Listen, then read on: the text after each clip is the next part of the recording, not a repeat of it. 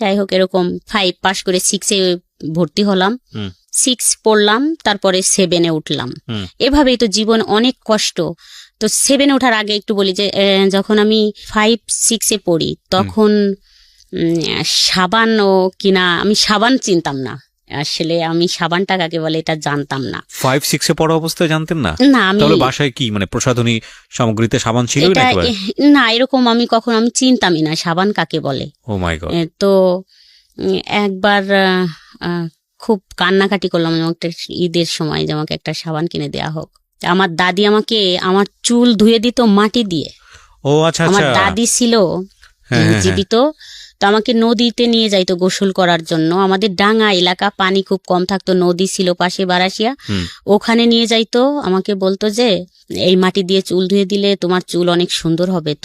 উনি ধুয়ে দিত আমার চুলগুলা মাটি দিয়ে, মানে এতটা কষ্ট। তো একবার আমি 5-এ মনে হয় না 6-এ পড়ি, তো কান্না করতেছিলাম ঈদের আগে যে আমাকে সাবান কিনে দিতে হবে, না হলে আমি ঈদের দিন গোসলই করব না। তা আমার বাবা আমাকে 5 টাকা দিয়ে একটা কসকো সাবান নিয়ে আসে, ছোট্ট একটা কসকো সাবান এনে দেয়। আমি খুব যত্ন সহকারে সাবানটা ব্যবহার করছিলাম অনেক দিন, 15 দিনের মতো। এভাবেই জীবন কাটতেছিল খুব কষ্টের ভিতর দিয়ে। যখন পরীক্ষা আসবে 7-এর, তখন আমি বাসে আমাকে একটা লোক দেখে এবং জিজ্ঞেস করে যে তোমার নাম কি। আচ্ছা, বাসে দেখে?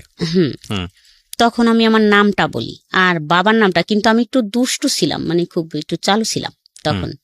তো আমার নামটা বললাম এবং বাবার নাম জিজ্ঞেস করলে আমি একটু মানে থমকে গেলাম যে বাবার নাম কেন জিজ্ঞেস করে। তো আমি কি বলবো, বাবার নামটা মিথ্যে বলবো নাকি?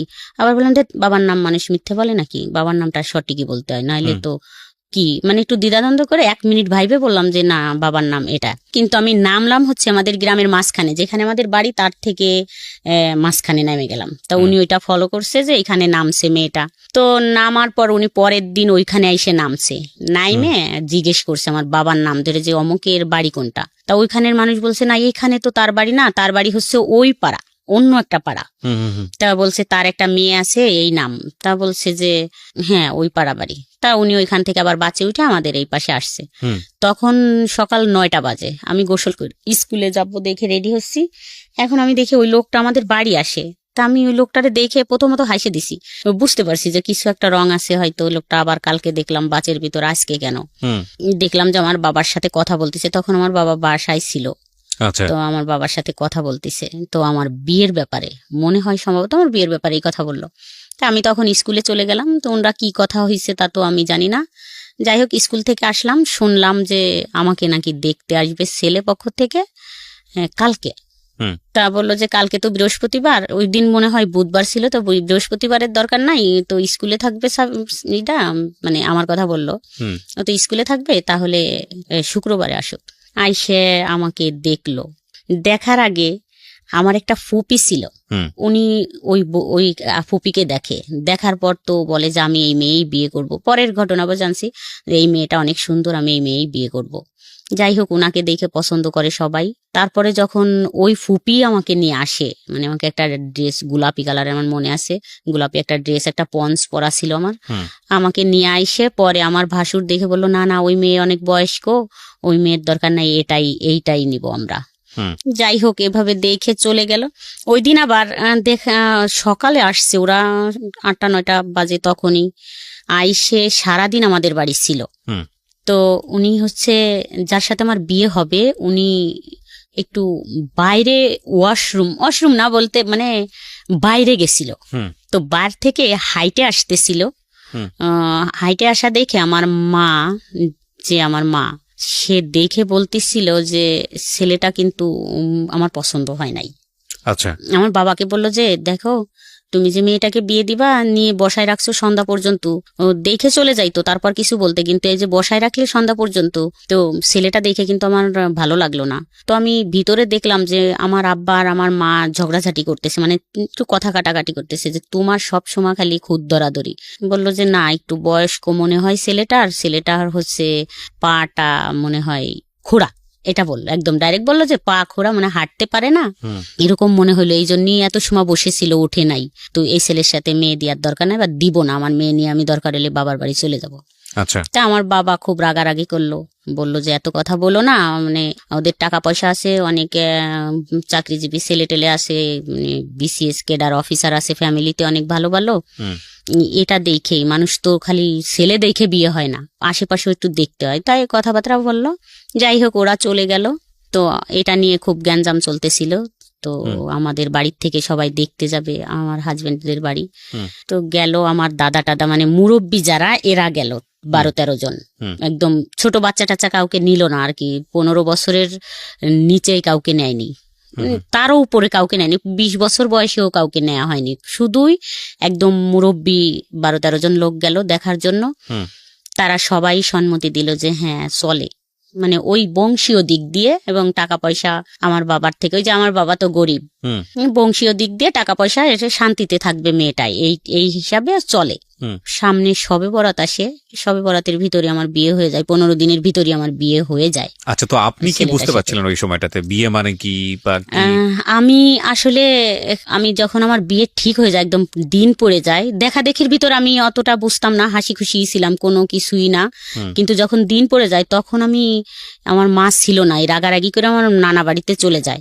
চলে গেলে যখন বিয়ের দিন আবার একটা শুক্রবারের দিন পড়লো, তা আমি গেলাম আনার জন্য আমার মাকে, যে মা আমাকে তো বিয়ে দিয়ে দিচ্ছে, তাই তুমি কেন আসবা না? তো বললো যে আমার তো এই ছেলে পছন্দ না, তুমি তোমার বাবাকে নিয়ে তোমাদের বিয়ের শাদী, তোমার দাদি আছে জীবিত, যাও তোমরা বিয়ে শাদী করো, পরে আমি আসবো।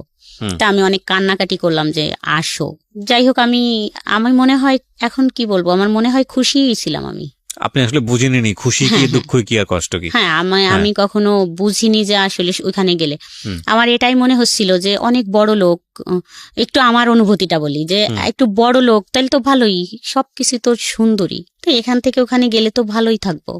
আমি তো আসলে স্বামী স্ত্রী এটা ভাবিনি, আমি মনে করছি এই ফ্যামিলির থেকে ওই ফ্যামিলিতে গেলে, যেহেতু বলতেছে এত সুন্দর ঘর দরজা বাড়ি গাড়ি আছে, সবকিছু আছে, ব্যবসা করে ছেলে, অনেক টাকা আছে, তাহলে তো আমি যা চাইবো তাই পাবো। তো বিয়ের 2-3 দিন পর বিয়ে হয়ে গেল। যাই হোক, আমাকে আমার বাবার বাড়ি রাখা হলো, নিল না। তো বিয়ের মনে হয় 2-3 দিন পরেই বা পরের দিন, আমার ভালো মনে নেই, অনেক দিন আগের কথা। তো সামনে রমজান, একবারে ঈদেই আসলো, আসে পরে আমাকে নিয়ে গেল এখান থেকে। তো আমি খুব খুশি, একটা ভ্যান গাড়ি নিয়ে আসলো, তাতে আসলো হচ্ছে বর হলো আমার ননদের একটা ছেলের 4 বছর বয়স, একটা মেয়ের মনে হয় 7 বছর বয়স, আর একটা দেবর তখন আমার সাথে ক্লাস 7-এ পড়ে, আর একটা ননদ 5-এ পড়ে, আর একটা ননদ হচ্ছে একটু বড়, এরকম 4-5 জন পিচ্চি পাচ্চা এসে একটা ভ্যানে আমাকে নিয়ে গেল। আমি তো কান্নাও করলাম না, খুব খুশিতেই চলে গেলাম। অবশ্য আমাকে এখনো ওরা খেপায় যে একটু কান্নাও করনি কোনোদিন, এত খুশিতে চলে আসে। বুঝলে না কান্না করবেন, বুঝেনি তো নি আসলে কি হচ্ছে, সত্যি এটাই। আর আমি চলে আসলাম এখানে, আইসে আমি তো খুব খুশিতেই আছি, এখানেও খুশিতেই আছি। তো যাই হোক, ওই সময় 1 মাস পর না 2 মাস পর, আমি ভালো জানি না, আমার মনে নেই এত দিনের কথা, তখন আমার বাচ্চা কনসেপ্ট করে। তখন আপনার বয়স কত? তখন বিয়ের 1 বছর, ক্লাস 7-এ পড়বে একটা বাচ্চার বয়স 12 বছর সর্বোচ্চ, তখন মনে হয় 12 না 13 বছর। তখন আলটিমেটলি আপনি যখন বাচ্চা হলো তখন 14 বছর বয়স, 14 হয়ে গেছে। চিন্তা করেন অবস্থা। হ্যাঁ, তারপর তবুও আমি তো খুশি, ভালোই বাচ্চা হবে, তো এটা নিয়ে ভালোই শ্বশুর বাড়ি আছি। আমার শাশুড়ি শুধু এক, আমার শ্বশুর নেই। তো আমি শ্বশুর বাড়ি যখন আমার বাচ্চা কনসেপ্ট করে 4 মাস হয়ে যায়, তখন হচ্ছে আমি একদম কন্টিনিউ শ্বশুর বাড়ি থাকা শুরু করলাম। আচ্ছা, এখন আর বাবার বাড়ি যাওয়াটা খুব কমই যাইতাম।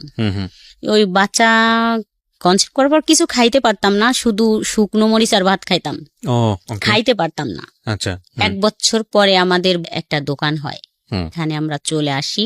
এর মাঝখানে তো ভালোই, একটু বুঝতাম না, ভালোই কাটলো। তো যখন আসলাম, তখন আসার পরে এক আপা ছিল, ওই আপা গল্প করতো তার স্বামী স্ত্রীর বিষয় নিয়ে।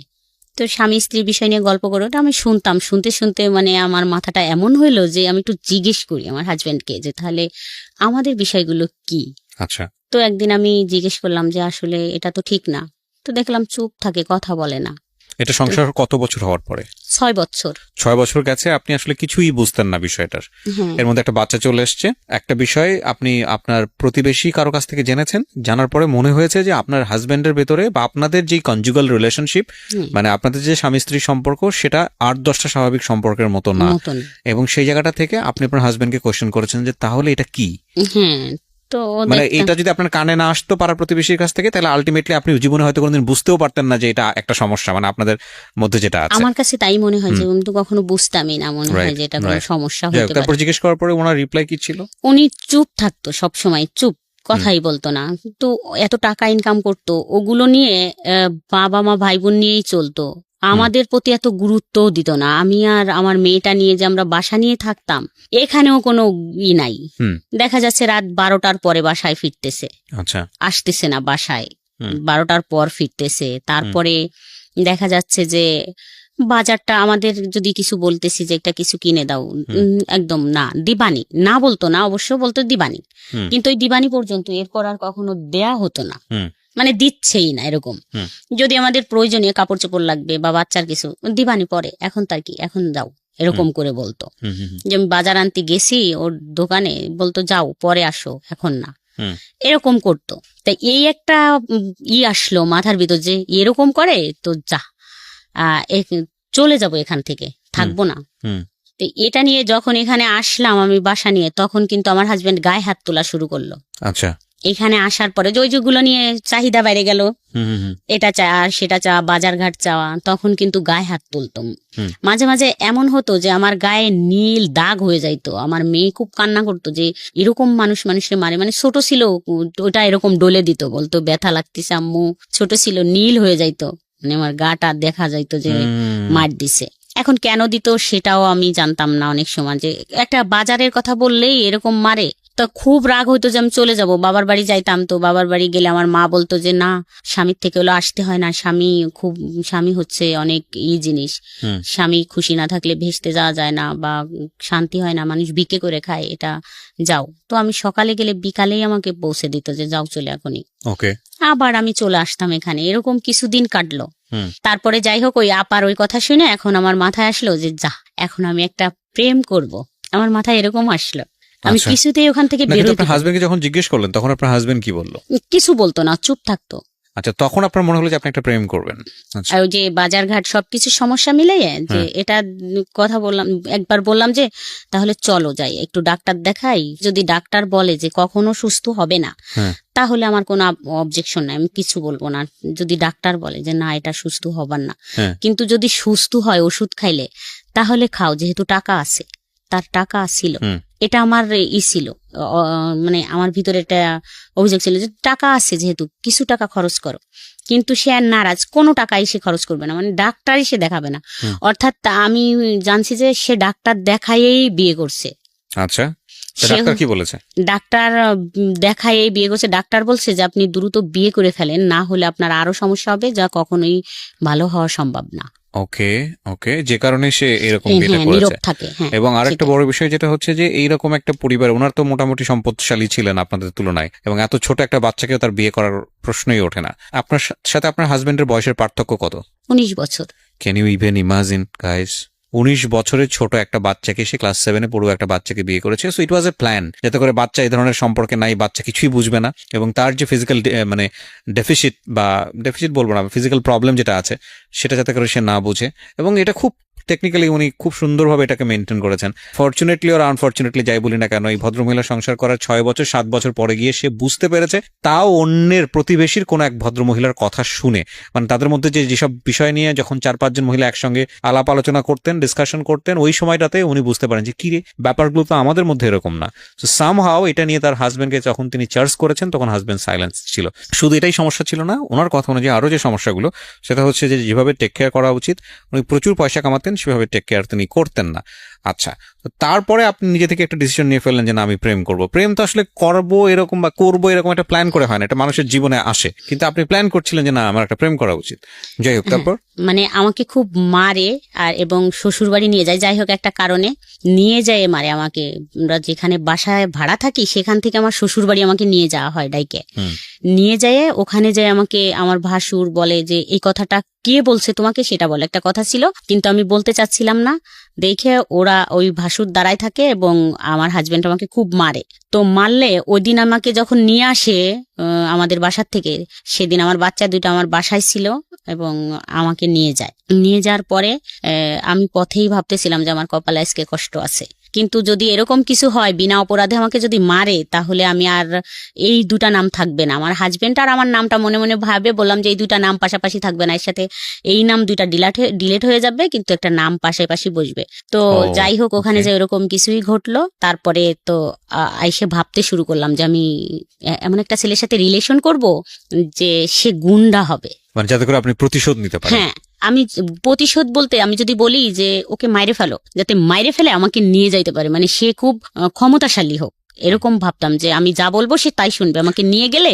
আমার হাজবেন্ডরা তো অনেক প্রভাবশালী, মানে ক্ষমতার দিক দিয়ে টাকার দিক দিয়ে না থাকলেও যাতে এইটা সে ট্যাকেল দিতে পারে। আচ্ছা, এখানে একটা বিষয় খেয়াল রাখবেন, আমি সবসময় যে কথাটা বলি আপনাদেরকে সেটা হলো প্রত্যেকটা অপরাধ কিংবা ভুলের পেছনে একটা নির্দিষ্ট কারণ থাকে, এবং এই কারণ ছাড়া কখনোই ভুল বা অপরাধের জন্ম হয় না। যেমন ধরুন ভদ্রমহিলা এখন গল্পের যে জায়গাটিতে আছে সেই জায়গাটি থেকে যদি একটা টার্ন নেয় এরকম ভাবে যে না একসময় সে এরকম একটা সম্পর্ক করলো এবং তার হাজবেন্ডকে মেরে ফেললো।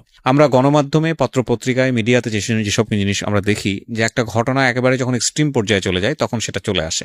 যেমন ধরেন কিছুদিন আগে এরকম একটা খবর আপনারা হয়তো সোশ্যাল মিডিয়াতে দেখেছেন যে একজন ভদ্রমহিলাকে অ্যারেস্ট করা হয়েছে, পুলিশ অ্যারেস্ট করেছে এবং সে অ্যারেস্ট করার সঙ্গে সঙ্গে জবানবন্দি দিয়েছে যে সে তার হাজবেন্ডকে ঠান্ডা মাথায় খুন করেছে, খুন করে ওয়ার ড্রয়ারে রেখে দিয়েছিল 6 দিন বা 7 দিন। এখন এইটা ডিরেক্টলি যখন একটা পত্রপত্রিকা বা মিডিয়াতে চলে আসে তখন আপনি শুধু এটুকুই জানেন কি করেছে, মহিলাটা তার হাজবেন্ডকে খুন করেছে এবং মহিলা দেখা যাচ্ছে কানতে কানতে সে একটা স্টেটমেন্ট দিচ্ছে কি যে আমি আমার হাজবেন্ডকে খুন করেছি, খুন করে তাকে একেবারে ড্রয়ারে রেখে আমি অফিসে করেছি। ভদ্রমহিলা গার্মেন্টসে কাজ করে, অফিস করে এসে 2 দিন যাবত সে অফিস করেছে, তারপরে গিয়ে এসে ধরা পড়েছে।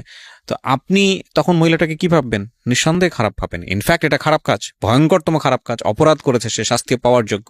কিন্তু যখন আপনি স্টোরিতে যাবেন, বিহাইন্ড দ্য স্টোরিতে যাবেন, আপনি হয়তো এই যে এইরকম যদি একটা স্টোরি থাকে যে গায়ে হাত তুলেছে, 6-7 বছর ক্লাস 6-7 পড়া অবস্থায় তাকে বিয়ে করেছে এবং বিয়ে করে তাকে 6-7 বছর ফিজিক্যালি টর্চার করেছে এবং এক পর্যায়ে গিয়ে যখন সবকিছু সে জানতে পেরেছে তখন আলটিমেটলি তাকে কিভাবে দমানো যায় সেজন্য পাশবিক নির্যাতন করছে এবং তারপরে এরকম একটা ঘটনা ঘটে গেছে। সো আমি সবসময় বলি যে রেজাল্ট দেখে কখনোই উত্তেজিত হওয়া উচিত না, বা একটা ডিসিশন নিয়ে ফেলা উচিত না যাতে করে আরেকটা ভুল হওয়ার সম্ভাবনা থাকে।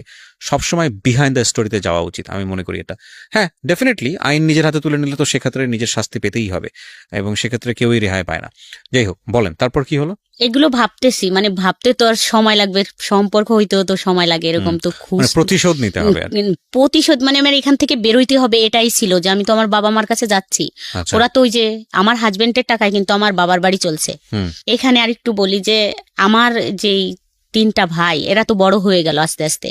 তো ওই যে আমার বাবা তো কাজ করে না কিছু, তো আমার হাজবেন্ড আবার আমার মাকে খুব হাত করছে, মানে এখান থেকে কিছু টাকা পয়সা ওখানে দেয় যেটা একটু সংসার চলে, হয়তো মাসে 2-3 হাজার বা 5 হাজার টাকা দিলেও দিয়ে তাদের একটু চলতেছে। এই জন্য হচ্ছে আমার হাজবেন্ডের সাপোর্ট নিত। আচ্ছা, মানে আপনার সাপোর্ট নিত না? আপনার না, কখনোই আমার সাপোর্ট তো তারা কখনো নেয়নি বা নেয় না। সব সময় বলে যে ও ভালো মেয়ে না, ও ভালো না, ও ভালো না, এরকম করে বলে। পরে আইসে দেখা যাচ্ছে আমার আবার একটা বাচ্চা কনসেপ্ট করলো, তো সেখানে আমার একটা ছেলে হয়। আচ্ছা, তো ছেলে হওয়ার পরে আমার হাজবেন্ড আবার এই সময় ছেলের যখন 5-7 মাস বয়স, তো তখন আমার হাজবেন্ড আবার পাগল হয়ে যায়, মানে ব্রেন শর্ট হয়ে যায় ওর। আচ্ছা, তো 9 মাস থাকে একটানা এইভাবে পাগল অবস্থায়। তো আমি ছোট বাচ্চা নিয়ে ওনাকে খুব কষ্ট করে সুস্থ করে তুলি, 9 মাস পর্যন্ত লাগে। উনি তখন হচ্ছে পুলিশ দেখলে ভয় পাইতো বা আর্মি দেখলে ভয় পাইতো। এটা যাই হোক, এরকম করে আমি সুস্থ করে আবার দোকানে ফিরাই আনি। ওখানে আমি খুব শক্তভাবে দাঁড়াই। তখন থেকে আমি একটু বাইরে বেরোনো শুরু হয়ে গেল, রাস্তাঘাটে, বাজার টাজারে। আর আমার ছেলেটা দেখার পরে আমার হাজবেন্ড আবার একটু চেঞ্জ হয়ে গেল। আচ্ছা, তখন ছেলে হওয়ার পরে খুব বাজার টাজার আর কষ্ট টষ্ট দিত না, খাওয়া দাওয়ার তখন থেকে যে বাজারটা চাইলেই দিত, ওগুলো খুবই করতো, টেক কেয়ার করা শুরু করলো। তখন আবার একটু হলো, কিন্তু আমার মনের ভিতর ওটাই হয় যে আমি ভালো একটা ছেলে পেলে সম্পর্ক করে এখান থেকে চলে যাব। এটা কিন্তু আমি ভুলিনি, মনে মনে রাইখেই দিছি। তো এইভাবে আরো কিছুদিন চলে যায়, যার পরে আমার হাজবেন্ডও সুস্থ হইলো। আর আমারও আবার একটা টিউমার হয় পেটে, সেটার অপারেশন হয়, আমিও সুস্থ হই। যাই হোক, আমার ছেলে মেয়ে দুইজনই মানে লেখাপড়া, মানে ছেলের বয়স 3 বছর হয়ে যায়, লেখাপড়া করানোর মতো সময় এসে যায়। তো মেয়ে হচ্ছে তখন 3তে পড়ে মনে হয় মেয়েটা। তখন আমাদের এই বাসার পাশে এক বাসায় একটা ছেলে আসে, আচ্ছা ছেলেটা হাফেজ 30 পাড়ার, আর এসএসসি পরীক্ষা দেবে বোধ হয় ওকে তখন। হুম। তো আইসে ও পড়াতো, আরবি পড়াতো, পাশে হুম, আর হুম। 2-3টা বাচ্চাকে পড়াতো। হুম। তাই ওই ভাবি আমাকে একদিন ডাইকে বললো যে, ভাবি আপনার মেয়েকে পড়াবেন, তো একটা ছেলে আরবি পড়ায়, তো কোরআন শরীফটা তাড়াতাড়ি শিখে যাবে, তো পড়ান। বললাম আচ্ছা ঠিক আছে, কখন পড়ায়? বিকালে। বললাম ঠিক আছে, কালকে থেকে পড়বে। তা ও বলে দিল ওই ছেলেটাকে, আর আমার মেয়েটাকেও আমি দিয়ে আসলাম। আচ্ছা তো ওই মেয়ে পড়তে যায় দেখে ছেলেও বলে যে আমিও যাব, ও পড়তে যায়। হুম হুম হুম একদিন ওই ছেলের নাক ধরে টান দিছে এরকম, আচ্ছা ওই ছেলেটা যে পড়ায় ওই আচ্ছা হুজুর। আচ্ছা ওকে টান দিলে নাকটা মনে হচ্ছে ভেঙে গেছে ও এরকম। তো আমি পরের দিন দেখে বললাম নাকে কি হয়েছে? তা বললো কি, হুজুর আমার নাক ধরে টান দিছে, তাই এরম হয়ে গেছে। হুম তা আমি তখন যাই বলি যে আপনি যে নাকটা ধরে এরকম টান দিলেন, দেখেন তো কি হয়েছে। কয় আমি তো বুঝতে পারিনি, ওর ওরকম, ও ফর্সা মানুষ, এই জন্য ও নাকটা এরকম লাল হয়ে গেছে। আচ্ছা এই প্রথমই কথা। তারপরে যাই হোক, ও ওখানে পড়াচ্ছে। ওই ভাবির হাজবেন্ড চাকরি করে, দুপুরি বাসায় আসে, তো 4-5টা বাচ্চা চিল্লাচিল্লি, ইনার একটু ডিস্টার্ব হয়। হুম। তা আমাকে একদিন বলল যে, ভাবি আপনাদের ঘর তো ফাঁকা থাকে, কেউ থাকে না, তা আপনার ঘরে যদি ও পড়ায় তাহলে একটু ভালো হয়। আপনার ভাই তো এসে একটু দুপুরে ঘুমাইতে পারে না, শুইতে পারে না, হুম। ওরা বাচ্চারা পড়ে, অত 4-5টা বাচ্চা চিল্লাচিল্লি। তা আমি বললাম ঠিক আছে, কোরআন শরীফ পড়বে তো পড়াক। হুম। তো আমাদের বাসায় নিয়ে আসলাম, যে আমাদের বাসায় বসে বসে পড়াতো। তখন তো ওই ছেলেটা যেহেতু হাফেজ, তো 18-19 বছর বয়স তার। আচ্ছা আচ্ছা তো একেবারে ছোট না যে 14-15 বছরে এসএসসি দিচ্ছে, তা না, হুম 18-19 বছরই বয়স তখন। হুম তো আমরা আবার মাঝে মাঝে শ্বশুর বাড়ি যাইতাম, কাছাকাছি যেহেতু শ্বশুর বাড়ি, তো ছেলেটা ওই অনেক দূর থেকে আসতো পড়াইতে, আমাদের ঘরে তালা দেয়া দেখে আবার ফিরে যাইতো। হুম তা একদিন বলল যে, আপনি তো থাকেন না বাসায়, তো ফোন নাম্বারটা দিয়ে যান অথবা আমারটা নিয়ে যান, যা হইলে বললে আমি আর আসবো না আপনাদের এখানে। হুম। আগের থেকে বললেন যে আমরা বাসায় থাকবো না, তাহলে চলে গেলাম, আসলাম না। হুম তো আমি আইসে এত দূর হাইটে ফিরে যাই তালা দিয়া দেখে। বললাম ঠিকই তো, এরকম তো ভালো হয়, বলে দিলাম যে আইসেন না, আজকে আমরা বাসায় থাকবো না। হুম। তখন ফোন নাম্বারটা নেওয়া হলো। আচ্ছা তো তখন আমার ছেলের বয়স তো 3 বছর হয়ে গেছে, ছেলে স্কুলে দিব এরকম টাইম। হুম তা একদিন আমাদের ওইখানে খুব বড় সড়ো মেলা হয়, সেই মেলার জন্য আমরা যাচ্ছিলাম, কিন্তু আমি আর যাইতে যাইতে যেটা ফোন দিব মনে ছিল না। আচ্ছা তো আমি যাইয়ে সন্ধ্যার সময় ফোনটা দেই নাম্বারে যে, হুজুর আমরা তো চলে আসছি, মনে নেই আপনাকে বলে আসতি, আমরা তো 2-3 দিন থাকবো। হুম তা বললো আমি তো দুপুরে গেছিলাম, আপনাদের তালা দিয়া দেখছি। বলছি হ্যাঁ, আমার মনে ছিল না, আপনাকে একটু বলে আসবো। ওকে তারপরের দিন 10টার দিকে আবার ফোন দিছে ছেলেটা, বলতেছে যে আপনারা কখন আসবেন? বললাম আজকে তো আসবো না। আবার 4-5 মিনিটের মতো কথা হলো, আবার বিকালে ফোন দিছে, কেন আসবেন না, চলে আসেন। হুম বললাম না, আজকে তো বিকাল হয়ে গেছে, আজকে আসবো না, কালকে আসবো। তো পরের দিন সকালবেলা একদম ঘুম থেকে উঠলেই ফোন দিছে যে এখনই চলে আইসেন কিন্তু। হুম তো আমরা তো সেদিন চলেই আসবো।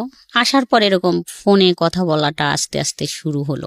এই ছেলেটার সঙ্গে? হ্যাঁ, আচ্ছা কথা বলতে বলতে তো এই ফোন দেয়, আমাদের বাসায়ও তো 2-3 ঘন্টা থাকে পড়ায়, হুম টাইমটা দুপুর থেকে বিকাল পর্যন্ত থাকে। হুম আবার বিকালে চলে যাচ্ছে, যাওয়ার পর আবার ফোন দিচ্ছে, হুম কি করতেছেন? দিতাম যে কি ব্যাপার ফোন, তো কথা বললে কি হয় এরকম। যাই হোক, আস্তে আস্তে আগালাম যে ঠিক আছে, তো একটু দুষ্টামি করি কথা বলতেছে যখন। হুম কিন্তু আমার মনের ভিতর আছে যে আমি তো এরকম ছেলের সাথে কথা বলবো না, ফাজলেমি করি, ফোন যেহেতু দিচ্ছে একটু কথা বলি। কিন্তু আমি যখন এরকম ছেলে পাবো যে গুন্ডা মস্তান টাইপের, তখন আমি তার সাথে রিলেশন করব, যাই হোক এরকম পলাবো। হুম তো এর সাথে কথা বলতেছি বলি, তো 1 মাস পর বাদ দিয়ে দেবো, এরকম মনে হইলো তখন যে 1 মাস পর বাদ দিয়ে দেবো কথা বলা। ওকে তো আমি 1 মাস কথা বললাম, রেগুলার প্রতিদিন কথা হইতো, সন্ধ্যার পর 1-1.5 ঘন্টা, তারপরে দিনে 2-3 বার। কি বলতেন 1-1.5 ঘন্টা একটা অচেনা অপরিচিত মানুষ? জানি না কি কথা হইতো, এরকম 1-1.5 ঘন্টা কথা হইতো। হুম যাই হোক, 1 মাস পর যখন ভাবলাম যে এটা তো ভালো না, যেহেতু আমি বিবাহিত, হুম আমি বললাম যে আমি তো বিবাহিত আর তুমি ছোট মানুষ, এটা ঠিক না। আপনার কথা চেয়ে বলা। ছোট ছিল বয়সে? হ্যাঁ, আমার থেকে একটু ছোট ছিল সে। একটু বলতে কত বছরের ছোট? 6 বছরের। 6 বছর, এটা একটু না ভালোই ছোট। হ্যাঁ তারপরে বললাম যে না, কথা বলো না, তুমি ছোট মানুষ আর আমি তো বিবাহিত, যাই হোক কথা বলার দরকার নাই। কিন্তু সে বলল যে না, কথা না বললে বাঁচবো না, তো মরে যাব। ওকে, সে জানতো যে আপনি তার চেয়ে বয়সে বড়? হ্যাঁ, বাচ্চা 2টা আমাদের বাসায় আসতো, পড়াইতো তো। না ঠিক আছে, কিন্তু বয়সে বড়টা তো জানতো। হ্যাঁ, তারপরে তো বললাম না, এটা কি বলো, এরকম কি সম্ভব নাকি কথা বলা। ওকে আপনি করে বলতো? হ্যাঁ, তখন আপনি আপনি করে করে বলতো। বলতো, হ্যাঁ। 3 মাস যখন কথা বলা হয়, 3 মাস পরে হুম। তা মানে কি আমাদের ফান টান করতেন, ফাজলামো করতেন, মানে কথার মধ্যে ফাজলামো করা, এই যে ও যে বললো না বললে মরে যাবো অমুক ঠমুক, এগুলো কি ফান করে বলেছে, মজা করেছে? না, কখনো এরকম মজা করে বলেনি। এই ঘুমের ট্যাবলেট খাবো এটা সেটা সিরিয়াসলি বলতো। আরে আপনি কি তাকে কোনো প্রকার লাই দিয়েছিলেন, মানে সুযোগ দিচ্ছিলেন যে কোনোভাবেই হোক আপনার প্রতি এরকম কোনো সুযোগ কি দিচ্ছিলেন? এরকম বুঝিনি এরকম সুযোগ, কিন্তু ভালো লাগতো, আচ্ছা, কথা বলতে ভালো লাগতো, ঠিক আছে বলেন। দেখতেও ভালো লাগতো। ওকে, এবং আপনার যে ভালো লাগতো এটা কি ও বুঝতো? হ্যাঁ, ওকে, ঠিক আছে, তাহলে তো ঠিকই আছে, ও ওর জায়গা থেকে যেভাবে ফল ইন হওয়ার কথা সেভাবেই হয়েছে। তারপর 3 মাস পর কথা বলার আমাদের ওখানে একটা অনুষ্ঠান হচ্ছিল, গানের অনুষ্ঠান, ঢাকা থেকে অনেক শিল্পী টিল্পী গেছিল। হুম। অবশ্য সেদিন প্রথম বলল যে এখানে যাওয়া যাবে না, যেহেতু ও হুজুর, হুম। মানে ও তো হাফেজ ছিল হুম। 30 পাড়ার। তো আমি একটু যেহেতু এরকম হুম। সাজুগুজু করতাম এইগুলো থেকে শুরু করলো যে না এরকম সাজা যাবে না, বোরখা পরে চলতে হবে বা মুখ টুক ঢাকতে হবে, পর্দা করতে হবে, নামাজ পড়তে হবে। তো নামাজে ফুল ফিট চলে আসলাম, 5 ওয়াক্ত নামাজ পড়া। হুম। তো পর্দা করতে হবে, পর্দার জন্য খুবই দিল যে পর্দা করতে হবে, মুখ খুলে কারো সামনে যাওয়া যাবে না কোনো ছেলে মানুষের, আর ওইখানে গানে তো যাওয়াই যাবে না এবং বাচ্চাদেরও যাইতে দেওয়া যাবে না। হুম। তো বললাম ছোট বাচ্চা, এত বড় অনুষ্ঠান, সবাই তো চলে যাচ্ছে, নিয়ে যাক। তা পাশের এক ভাবি এসে বলল যে ভাবি যাবেন না? আমি বললাম যাবো তো, আমি তো একটু কাজ করব, তো যাবো একটু পরে, আপনি বাবুদের নিয়ে যান। তা ওই ভাবি দুজনেই নিয়ে গেল, ছেলে এবং মেয়েকে নিয়ে গেল। নিয়ে যাওয়ার পরে ওরা ওইখানে দেখতেছে অনুষ্ঠান, কিন্তু ও ছেলেটা আমাদের বাসায় আসলো তো Okay. দেখার জন্য যে আমি গেছি কিনা। কোন ছেলেটা? যে ছেলেটা পড়ায়? হ্যাঁ, যে ছেলেটা পড়ায়, ওই ছেলেটা আমাদের বাসায় আসলো। আসার পরে দেখলো যে আমি কাজ করতেছি, যাইনি। হুম। তো আমাদের ঘরে আসলো, তখন ওই পাড়ার মানে কেউই বাচ্ছিল না, সবাই গেছিল, শুধু আমি যাইনি। মানে মোটামুটি পাড়া ফাঁকা, ঘর ফাঁকা। ফাঁকা। আপনার হাজবেন্ড দিনের বেলা কোথায় থাকতো? দোকানে, দোকানে বিজনেসের কাজে ব্যস্ত হ্যাঁ। থাকতো, হ্যাঁ। আমাদের দোকান আছে, তো সকাল 8টায় চলে যায় আর রাত 11টায় আসে। এর মাঝখানে কোনো খোঁজ খবর নাই? না, আসতো না। এটা কি আপনার এই যে ছেলেটা পড়াতো বাড়িতে, এও জানতো বিষয়টা? হ্যাঁ। তারপর? তারপরে আসলো, বসলো, তো কথা বলতেছিলাম আমরা ঘরের ভিতরেই। হুম। তো প্রথম জড়াই ধরলাম আমি, মানে বসে আছে এমনি, যাই জড়াই ধরলাম 3 মাস পর কথা বলার। তারপরে তো ও মাথা নিচু করে বসে আছে, ভয় পাচ্ছিলাম আমিও। ও তারপরে ও বলল যে ঠিক আছে, তুমি যাবা না ওখানে গান শুনতে, ওটা ভালো জিনিস না, তুমি থাকো, তাহলে আমি চলে যাই। তো ও চলে গেল। চলে যাওয়ার পরে এরকম তো 1 বছর কথা হইলো আমাদের। এইরকম বাসায় যাওয়া আসা? হ্যাঁ, তো প্রতিদিন আসে ও পড়াইতে, ওইটাই। তাই ছাড়া এমনি হয়তো কখনো আসলে আমি শুয়ে আছি, হয়তো আমার পায়ে হাত দিল, পাটা একটু হাত দিল, এরকম হয়তো আমার মাথায় হাত দিল বা আমার চুলে একটু হাত দিল, এরকমই হাত দিত। মানে তারপরে বিষয়টা কি দাঁড়াচ্ছে যে আপনারা কি দুজনে দুজনকে ভালোবেসে ফেললেন, নাকি এটা অন্য কোনো ধরনের সম্পর্ক ছিল? না, দুজনকে ভালোবেসে ফেললাম। মানে এরকম হইলো যে আমি তো কান্না করতাম আর বলতাম যে এরকম এরকম, আমি তো ভাবছি যে আমি এরকম একটা ছেলেকে ভালোবাসবো, আমি তো থাকবো না এখানে। তা ও বলতো যে ঠিক আছে, আমি তোমাকে ওখান থেকে নিয়ে যাব, আর রাখবো না ওখানে, মানে আমার একটু সময় দাও, আমি নিয়ে যাব।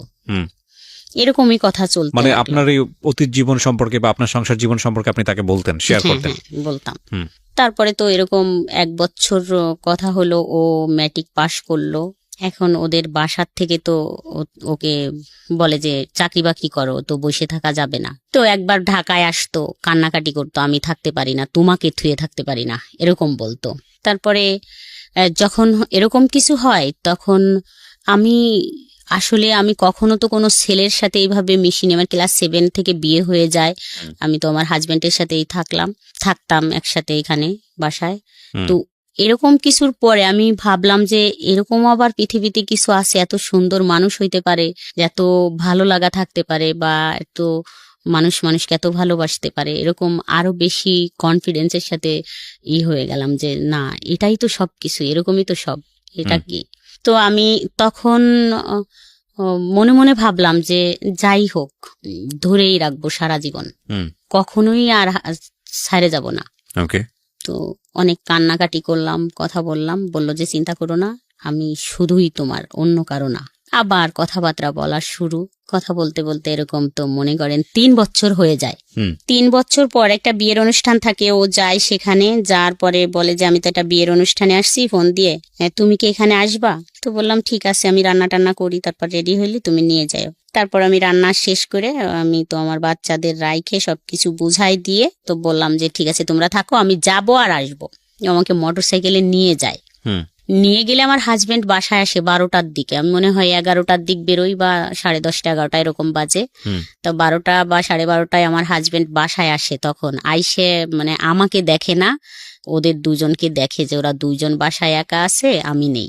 তো তখনইও ওই ছেলেটাদের, আপনার 2 বাচ্চাকে দেখে, হ্যাঁ, তখনই ওই ছেলেটাদের বাসায় যায়, মানে কিছুই জানে না বা কোনো কিছুই না, কিন্তু আমাকে দেখতো আশেপাশের মানুষ, যে আমি ফোনে সারাক্ষণ কথা বলতাম, যে খালা টালা যাদের বলতাম, ভাবি টাবি, ওরা বলতো তোর কান নষ্ট হয়ে যাবে, তুই ফোনে কথা বলিস এইভাবে, তোর কান নষ্ট হয়ে যাবে। তো ওইটা বুঝতো যে আমি ফোনে কারোর সাথে কথা বলি। কিন্তু আমার হাজবেন্ড একবারে ডাইরেক্ট ওদের বাসায় যায় বলে যে আপনার ছেলে আমার বউ নিয়ে চলে গেছে, আরো 10 লক্ষ টাকা নিয়ে গেছে, আমার বউ নিয়ে আসেন, আমার 2টা বাচ্চা রাইখে নিয়ে চলে গেছে। এর আগ পর্যন্ত কি এই ছেলেকে নিয়ে আপনার সঙ্গে কোনো কথাবার্তা হয়েছে? আপনার হাজবেন্ডের কোনো কিছু কথাবার্তা হয়নি? কোনো হাজবেন্ড বললেন মানে কারোই কোনো কথাই হয় নাই। আপনার হাজবেন্ড এই ছেলেটাকে সন্দেহ করে এরকম কোন আচরণ না, দেখিয়েছে? ও তো কখনো দেখেইনি যে ও কখন বাসায় আসে আর কখন যায়। আপনার বাড়ির আশেপাশে কেউ কি সন্দেহ করতো এই ছেলেটাকে নিয়ে?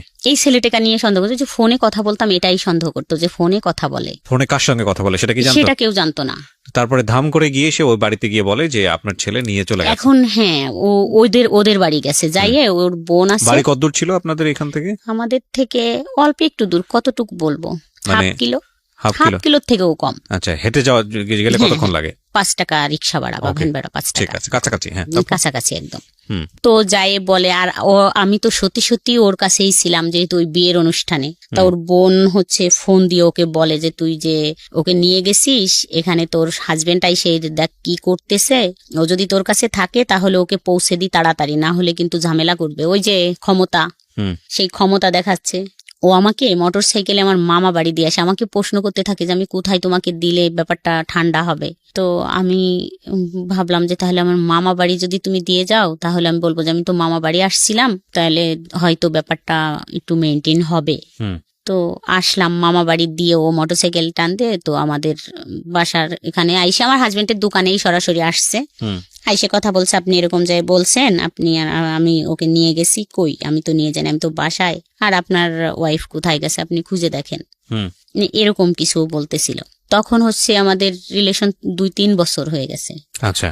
তারপরে আমি যে মামা বাড়ি আমাকে নামাই দিল, ও বাড়িও খোঁজ অনেক হয়ে গেছে, ফোনে তো সবার কাছে জানাজানি হয়ে গেছে, আমাকে পাওয়া যাচ্ছে না, চলে গেছি আমি এরকম। তা ওই মামিরে বললাম, আমার মামিরে, যে মামি এরকম তো করছে, তাহলে আমাকে কিভাবে পৌঁছে দিয়ে আসেন, আমার তো ভয় করতেছে। তারপর বললো তুই সত্যি কথা বলতো, তুই কোথায় ছিলি? তা আমি সত্যি বললাম যে ওর সাথেই ছিলাম, ওই ছেলেটার সাথে ছিলাম, এরকম একটা ছেলের সাথে কথা বলি, ছেলেটা কিন্তু অনেক সুন্দর দেখতে, আর আমি কিন্তু ওর সাথে চলে যাবো। ওই মামিকে বললাম আমি কিন্তু ওকে বিয়ে করব, এটা একটু সময় লাগবে ওর চাকরির জন্য, তাই তুমি আমাকে যেভাবে পারো ঘরে দিয়ে আসো। তখন মামির কাছে ডিসক্লোজ করলেন? হ্যাঁ বললাম। তো ওই মামি আমার একটা মামাতো ভাইকে ডাইকে বলল যে এই ঘটনা। তা ওই মামাতো ভাই বলল যে তাহলে ছেলেটাকে ডাকতো, তোকে দিয়ে আসার আগে ছেলেটাকে দেখি, যে আসলে ছেলেটা তোর কথা মতো যদি সুন্দর হয়, ভালো হয় ছেলেটা, তাহলে আমরাই তোর এর থেকে বের করব, মানে এখানে ডিভোর্স আর ওইখানে বিয়ে দিয়ে দেবো, এরকম কথা হলো। আমি ফোন দেওয়ার সাথে ও আবার চলে আসলো আমার মামা বাড়িতে। তা আসার পর বলল যে কেন আসবো? তা আমি বললাম যে তোমাকে দেখতে চাচ্ছে, যদি কথাটা যেহেতু এরকম হয়েছে যে চলে গেছে, তাহলে ওরা যদি দেখে তোমাকে ভালো লাগে, তা বলছে তাহলে এখানে এরকম কিছু হবে যে ওখান থেকে ডিভোর্স, আর এখানে তোমার আমার 2-3 মাস অপেক্ষা করার পর তোমার সাথে আমার বিয়ে হবে, ওরা বলতেছে। তা ও রাজি হলো, ও চলে গেল ওখানে। কি করতো তখন? ও তখন কিছু করতো না। বয়স কত তখন ছিল ওর? এসএসসি পাশ করছে মাত্র, 19। চিন্তা করেন অবস্থা। ওকে, তারপরে ও যাওয়ার পরে মানে আমার ছোট ভাই ওই আমার মামার বাড়িতে একটা মোটরসাইকেল নিয়ে গেছে। ও যাওয়ার পরে কথা হলো, আমার মামার সাথে কথা হলো, বললো যে পছন্দ করো? তা বললো যে হ্যাঁ। তাহলে কি করবা? বললো যে আপনি যেটা বলেন। মামা বললো তাই কি করবো, আমি কি বলবো তোমারে, ও তো একজনের বউ। তা বললো ঠিক আছে, ওখান থেকে নিয়ে আসার ব্যবস্থা করেন, তারপরে এটা মিউচুয়াল হলে আমি ওকে বিয়ে করব, নিয়ে যাব এখান থেকে, আপনার টেনশন নাই। তারপরে ওইভাবে কথা সেটেল হয়ে ওকে বললো যে তাহলে ঠিক আছে, আমি ওকে উঠাই দিয়ে আসি বাসে। পাশেই রাস্তা হাইওয়ে নিয়ে গেছে, কিন্তু আমাকে ফোন দিয়ে বলতেছে এখানে কিছু লোক আমাকে আটকে রাখছে, তুমি একটু আসো। তো আমি ছেলেটা আমাকে ফোন দিয়ে বললো যে আমাকে তো এখানে আটকে রাখছে, তুমি একটু আসো, দেখো আমাকে তো বাসে উঠতে দিচ্ছে না, আমাকে যাইতেই দিচ্ছে না। এখন বলে তোমার হাজবেন্ড টাজবেন্ড কাকে কাকে নিয়ে আসতেছে, এখানে তো ঝামেলা। তো আমি দৌড়ে গেলাম, আমার মামি ওই মামিটাও গেল সাথে, দুজনে দৌড়াই গেলাম। যাই দেখলাম যে আমার ছোট ভাই, মানে আমার ছোট ভাই আপন ছোট ভাই ওখানে দাঁড়ায় আছে, অনেক লোকজন, মানে বিশৃঙ্খল খুবই একটি হচ্ছে মারতে যাচ্ছে, এই তুই একজনের বউকে নিয়ে আসছিস হ্যান ত্যান। তাও বলতেছে না আমি তো নিয়ে আসিনি, আমাকে তো ডাইকে আনা হয়েছে, এরকম বলতেছে। ও যাই হোক, পরে আমি যাই দেখলাম যে খুব চিল্লাচিল্লি হচ্ছে। তা আমি আমার ওই ছোট ভাইয়ের 2 পা জড়াই ধরলাম, বললাম যে ভাই সাইরে দে, ওকে চলে যাইতে দে, তারপর যা বলিস আমাকে বলিস বা এইভাবে বলিস যে তোর ভাইয়া যদি আসে তুই বলতে পারবি যে আমার বোনের নামে এরকম একটা মিথ্যে অপবাদ দিচ্ছেন, কেউ তো ছিল না, নিয়ে যান আপনি, এইভাবে দিয়ে দিস, আমি আর জীবনে কখনো কথাও বলবো না ওর সাথে। কিন্তু ওরা তা শুনলো না। আমি বললাম যে সাইরে দে, আমি আর কথা বলবো না, যা তোদেরকে তোরা যেভাবে বলিস সেভাবেই হবে, কিন্তু ওকে যাইতে দে। দিল না, যেতে দিল না, ওরা আটকেই রাখলো। রাখার পরে তখন আমার ফোনটা কাইরে নিয়ে গেল, বাড়ির পর নিয়ে আসলো। আমার একটা প্রশ্ন আছে, সেটা হচ্ছে যে আপনার যে ছেলেটার সঙ্গে সম্পর্ক, ও তো আপনার হাজবেন্ডের দোকানে গিয়ে দেখা করে আসছে অলরেডি, তারপরে যে আবার আমি ফোন দিয়ে আনছি। আচ্ছা, ওই একই দিনে ঘটনাগুলো ঘটে যাচ্ছে। হ্যাঁ। আচ্ছা, তো আপনি ফোন দিয়ে আনার পথে এটা আপনার ভাইয়ের হাতে পড়লো কিভাবে ওই ছেলেটা? জানি না, ওই আমার মামাতো ভাই বললো যে আমি ওকে আগাই দিয়ে আসি, উঠাই দিয়ে আসি, বাচ্চা ও তো চিনবে না। ও এখানে এসে আপনার সঙ্গে দেখাও করেছে? হ্যাঁ, দেখা করে যে কথা হয়েছে, কথা হয়ে তারপরে চলে গেছে, যাওয়ার পরে ধরা পড়ছে। হ্যাঁ, যাওয়ার পরে রাস্তায় যখন, তখন আপনি আপনার মামাতো ভাইয়ের এখানে? হ্যাঁ, মামা বাড়ি। আমাকে তো মামা বাড়ি নামাই দিচ্ছে। তারপর তো বাড়ির পান নিয়ে আসলো, খুব মারামারি, আমাকেও খুব গালাগালি করলো। এটা কে করছে? আপনার ভাই? ভাই, চাচি ছিল সাথে, তারপরে আমার হাজবেন্ডের সাথে আরো লোকজন ছিল, মানে মোটামুটি একবারে আউটব্রাস্ট হয়ে গেল এলাকায়, সব তখন একদম সার্কুলার হয়ে গেল, ছিচি করার মতো অবস্থা। বাচ্চার তখন বয়স কত? 2টার? বড়জন 4-এ পড়ে আর ছোটজন 4-5-এ পড়ে মনে হয়, ছোটজন তো নার্সারিতে পড়ে। তার মানে ছোটজন কিছুটা হয়তো বুঝবে না, কিন্তু বড়জন মোটামুটি বোঝার বয়স। খুবই দুঃখজনক আসলে। যাই হোক, তারপর আমার বাবার বাড়ি নিয়ে আসা হলো, আমার মামা বাড়ির থেকে নিয়ে আইসে ওখানে খুব মারামারি ধরাধরি হইলো। তো খুব হাতে পায়ে ধরলাম যে মারামারির দরকার নাই, ঠিক আছে যা বলবে সেটাই শুনবো, ছেড়ে দাও। তারপরে ওরকম করতে করতে রাত হয়ে গেল। রাত্রে ওখানে আমরা থাকলাম সবাই, ওই ছেলেটাও থাকলো, ওকেও ছাড়লো না। পরের দিন আমার হাজবেন্ড আমাকে এবং ওই ছেলেটাকে নিয়ে আসলো বলমারিতে, মানে আমাদের যেখানে আমরা ভাড়া থাকি। আপনার হাজবেন্ড নিয়ে আসলো ছেলেটাকে এবং আপনাকে, দুজনকে? হ্যাঁ। প্ল্যান কি ছিল? দুজনকে নিয়ে কোথায় কি করবে? কিছুই না, ওকে ছেড়ে দিল, ওর বাসায় নামাই দিল গাড়ির থেকে, আর আমাকে নিয়ে বাসায় চলে আসলো। আচ্ছা, ইন্টারেস্টিং।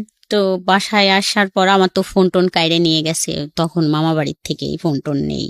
হ্যাঁ, না কিন্তু যখন লোকজনের মধ্যে ধরে এই পেটাপিটিটা হচ্ছে, তখন ওই ছেলেটা কি বলতেছিল? তার মাঝখানে বললো যে ও তো চুপ একদম, ওকে তো যে পাচ্ছে সেই মারতে যাচ্ছে, থাবড়াথাবড়ি মানে মারতে যাচ্ছে। ওর এলাকার লোকজন, ওর বাড়ির লোকজন কেউ নাই ওর এলাকায়। ওর চাচাকে বলছিল, ওর চাচা তো হতভম্ব, ওর চাচা খুব ভালো নাম করা লোক। তারপর নিয়ে আসলো যখন, পরের দিন, সেদিন তো সকালবেলা আমি বাসায় কাজ করলাম, পরের দিনকে থেকে হলো এরকম শুরু হলো আইসে বলা যে চলে গেলে, বাইরেই চলে গেলে, 10 লক্ষ টাকা নিয়ে গেলে, এত সোনা নিয়ে গেলে।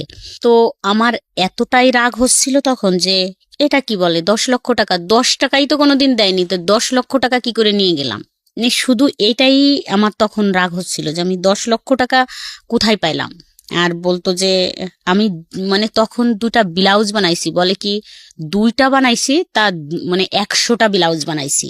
এটা আমাকে এতটাই করলো যে 100টা ব্লাউজ বানাচ্ছি। তাই একজন এসে বললো যে 100টা ব্লাউজ বানাই নিয়ে গেছো আর 10 লক্ষ টাকা নিয়ে গেছো, এরকম বলতেছে, সোনা টোনা সব নিয়ে গেছো। তো খুব খারাপ লাগলো যে যা বলছে তো থাকবোই না এখানে, আর থাকবো না। তখন আবার ফোন টোন নাই কাছে যে একটু যোগাযোগ করব। 5 দিন চলে গেল এরকম কথা শুনতে শুনতে, আমি তো খুব হয়ে গেলাম যে এত কথা আর শুনতে ভাল লাগতেছে না। পরে আমার মেয়েটাকে পাঠালাম ওদের বাসায়, মানে ওদের ওইখানে, বললাম যে যাও তো তুমি দেখা করে আসো গে কি করে। তা ও গেল, ও তখন মাদ্রাসায় পড়তো, মনে হয় ক্লাস 6-এ পড়ে। গেছে, যায় দেখে কি খুব জ্বর, খুবই জ্বর, যে মারামারি করছে, অত চিল্লাচিল্লি করছে, ভয় পেয়ে গেছে, খুব জ্বর, শুয়ে আছে।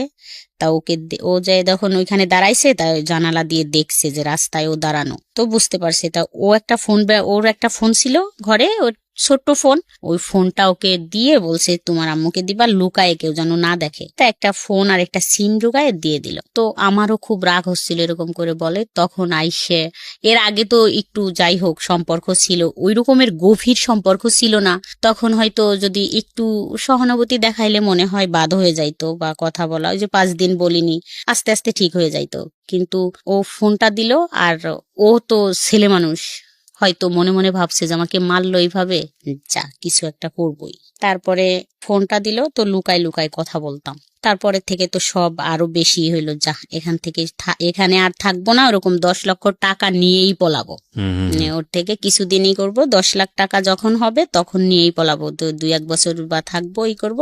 কিন্তু তখন থেকে একদম কন্টিনিউ কথা এমন ভাবে শুরু হলো যে আমি অ্যাডিক্টেড হয়ে গেলাম, যে আমি এখন আর 1 সেকেন্ডও ওকে ছাড়া থাকতে পারি না। তখন থেকে আমার হাজবেন্ডের সাথে আমি টোটালে 3 বছর একটানা শুধু হাই হ্যালো কথা যেমন এমনই একটানা 3 বছর একই ছাদের নিচেই থাইকে, কি বলবো, কখনো সে আমার দিকে একটু ফিরেও তাকায়নি। এখানে একটা কথা বলি প্রিয় শ্রোতা, আপনারা জাজমেন্টে যাবেন না। কার জাজমেন্টে যাবেন না? আজকে যিনি গেস্ট তাকে জাজমেন্টে নেবেন না। তার জীবনের ঘটনা এগুলো আমরা প্রচার করছি কি কারণে? যাতে করে আর অন্য মানুষের জীবনটা এরকম না হয়। ঘটনাগুলোকে আপনি কিভাবে দেখবেন সেটা আপনার ব্যক্তি স্বাধীনতার বিষয়। একই ঘটনাকে 100 জন মানুষ 100 রকম ভাবে দেখতে পারেন। তবে আমরা উৎসাহ দিচ্ছি আপনাকে ওনাকে জাজমেন্টে না নেওয়ার, কারণ ওনার জীবনে যেটা ঘটেছে সেটার পেছনে যুক্তি ছিল।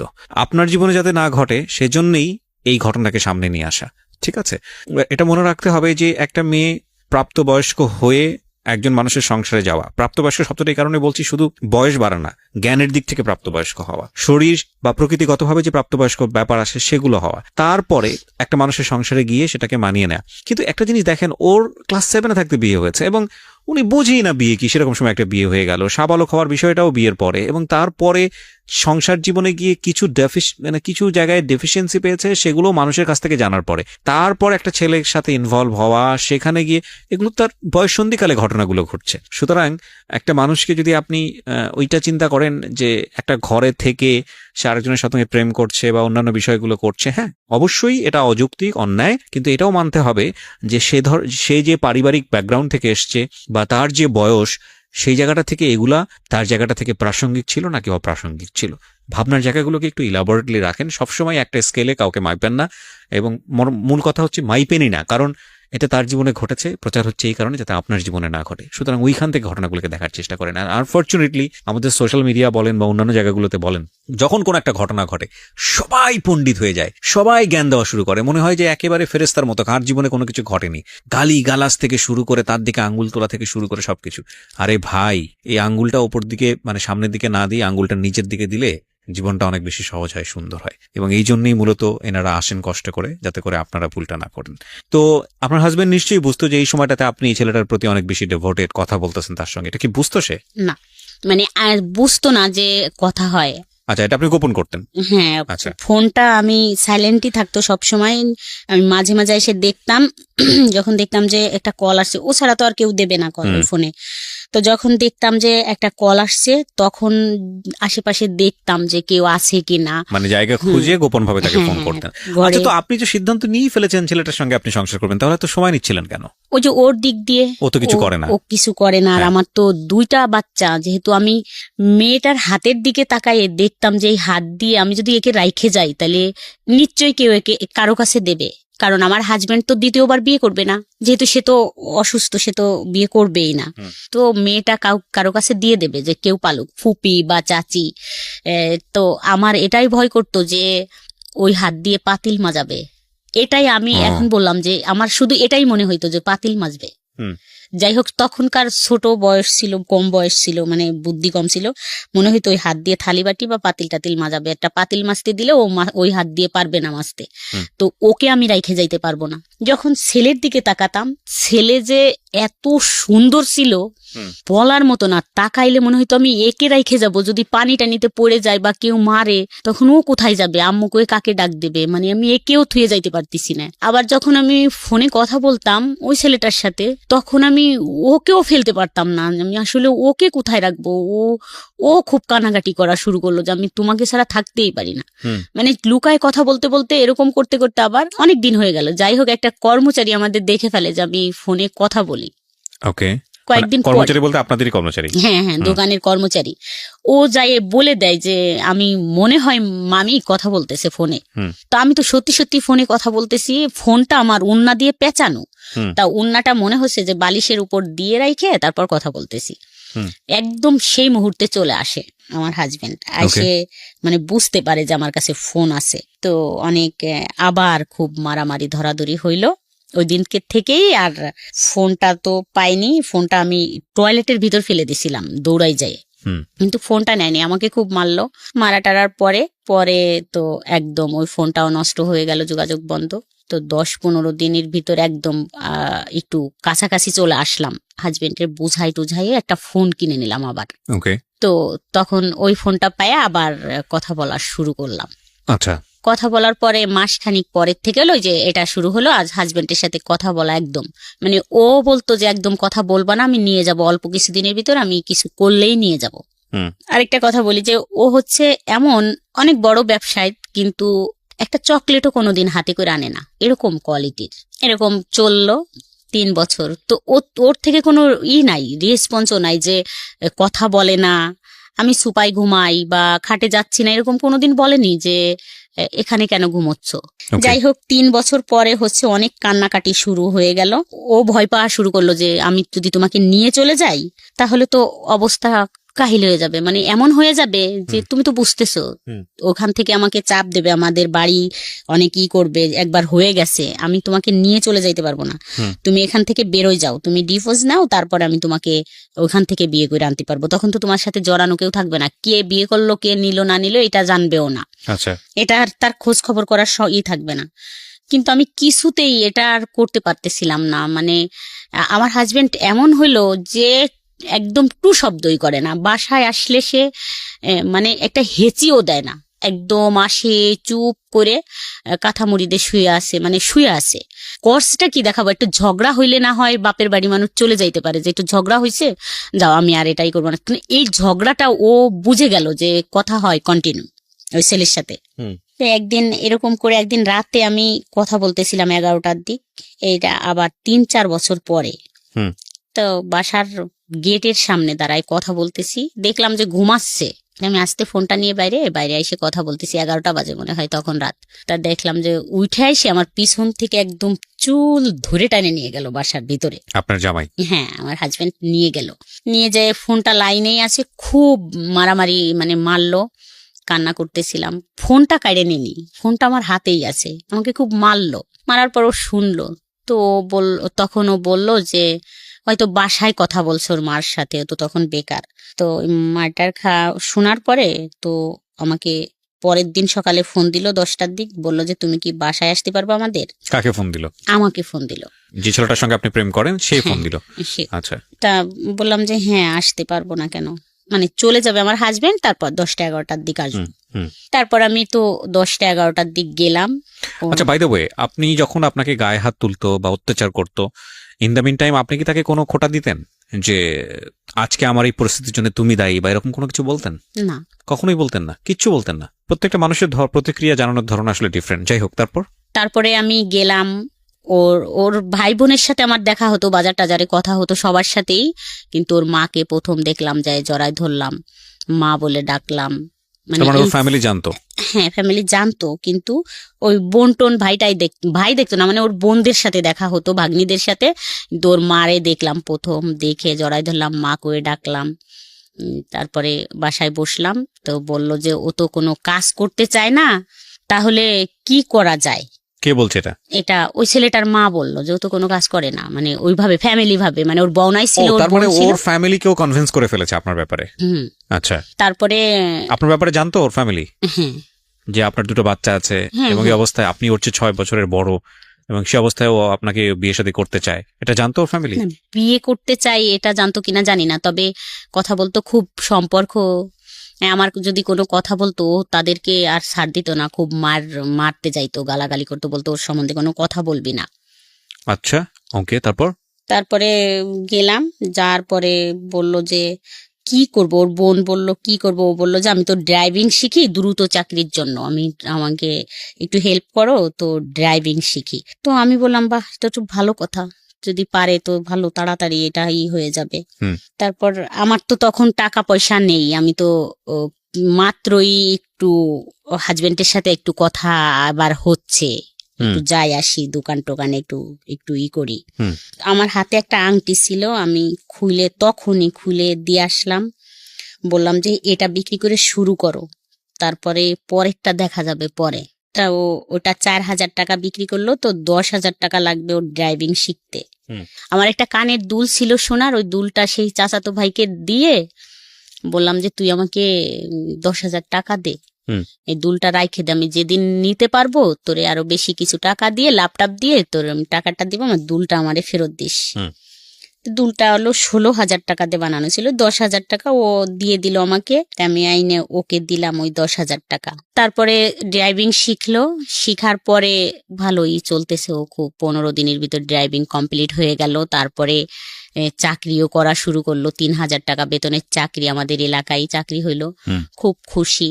আরো কথা বলা বেড়ে গেল, মানে ড্রাইভিং করতো আর ফোন দিত, আমি তো তখন একবারে মনে হইতো যে ও আমার হাজবেন্ড। এর মাঝখানে তো আরেকটুই হলো যে মাঝে মাঝে দেখা হতো, 2-3 মাস 5 মাস পর আমাদের হয়তো দেখা হইতো। তখন বাসায় তো আসতে পারতো না, বাইরে একটু দেখা হতো, কোথাও আমরা ঘুরতে যাইতাম, সপ্তাহে 1-2 দিন ঘুরতে যাইতাম, কিন্তু ওইভাবে আর দেখা হইতো না, 2-3 মাস পর হয়তো হইতো।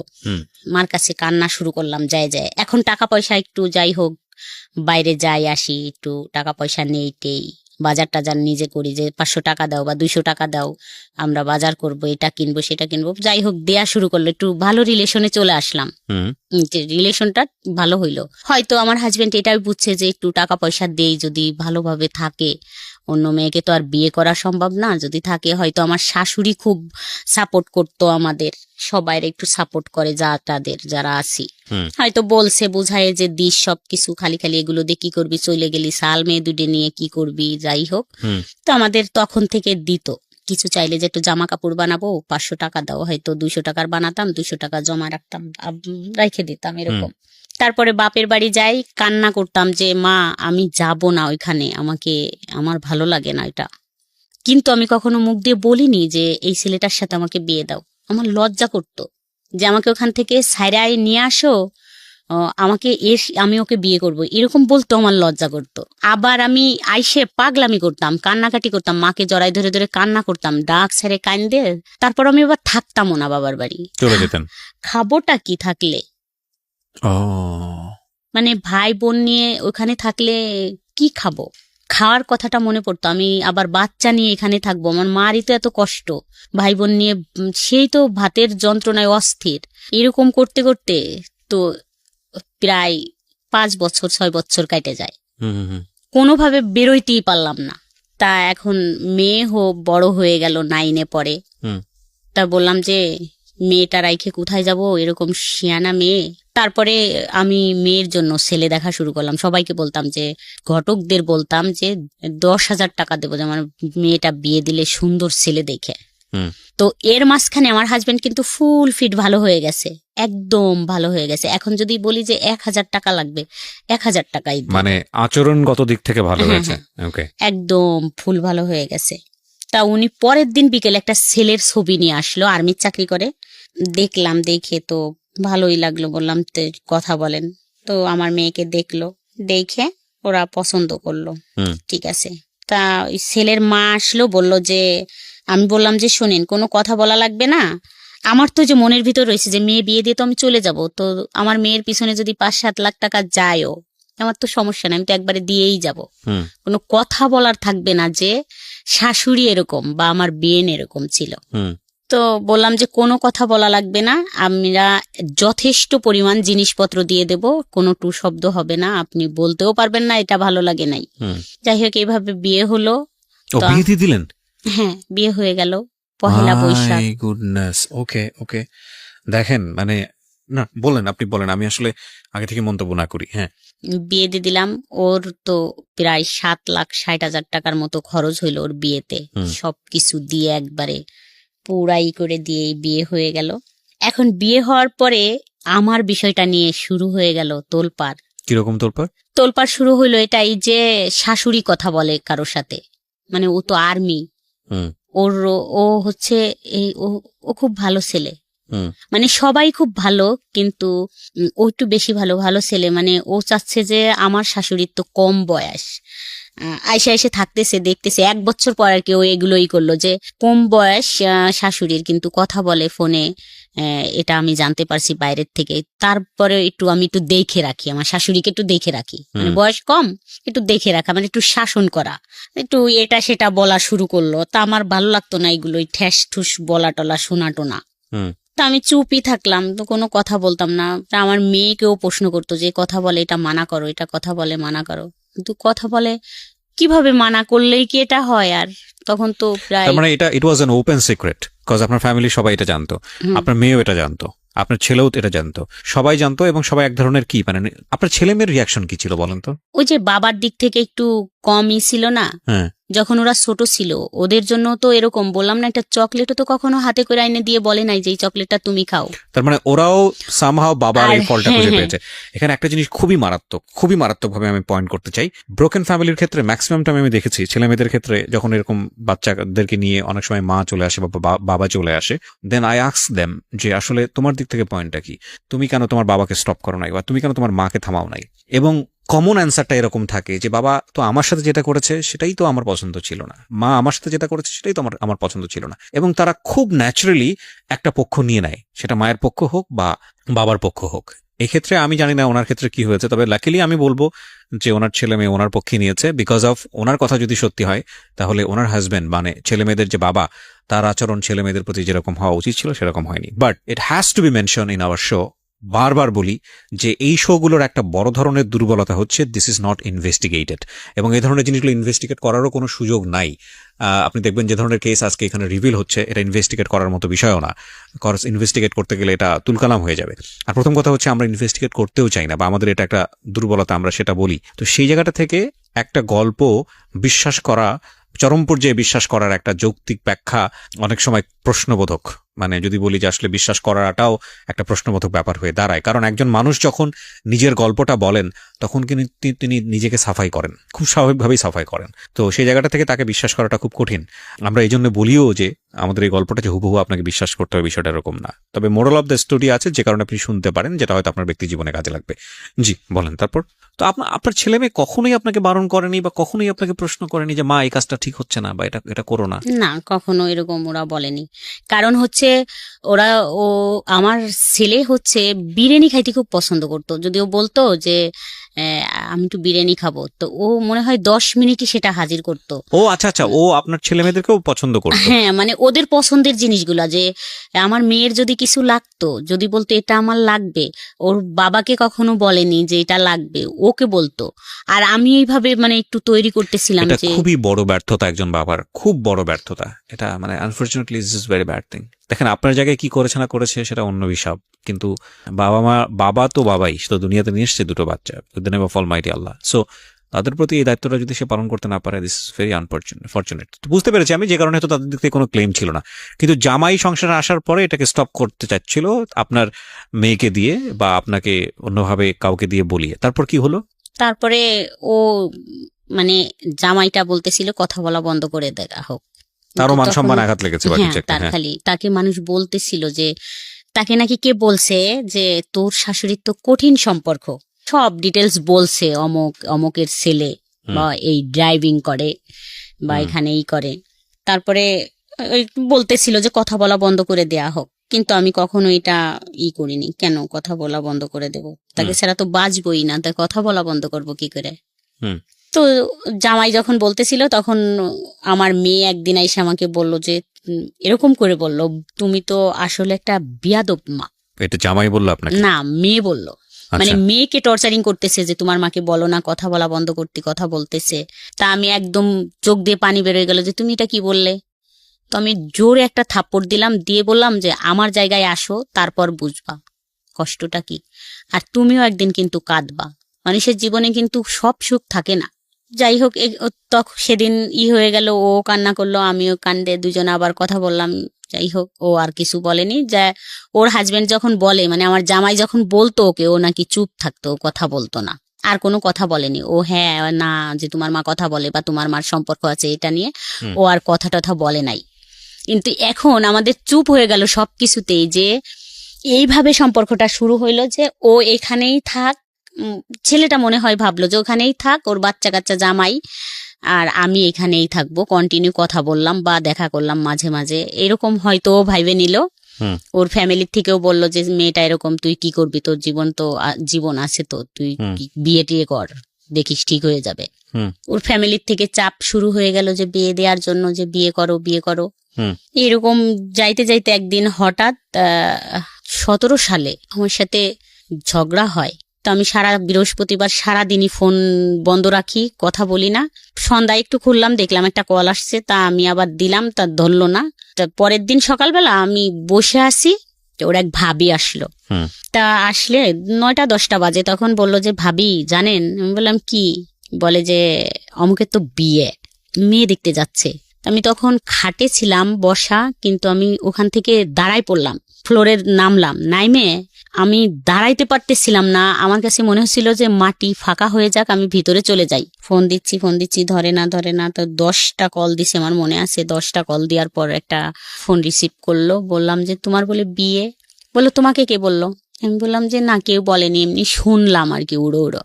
বললো না তুমি এটা নিশ্চিন্তায় থাকো, আমি একটা বিয়ের অনুষ্ঠানে যাচ্ছি গাড়ি নিয়ে। তখন তো গাড়ি চালায়, গাড়ি নিয়ে একটা বিয়ের অনুষ্ঠানে যাচ্ছি।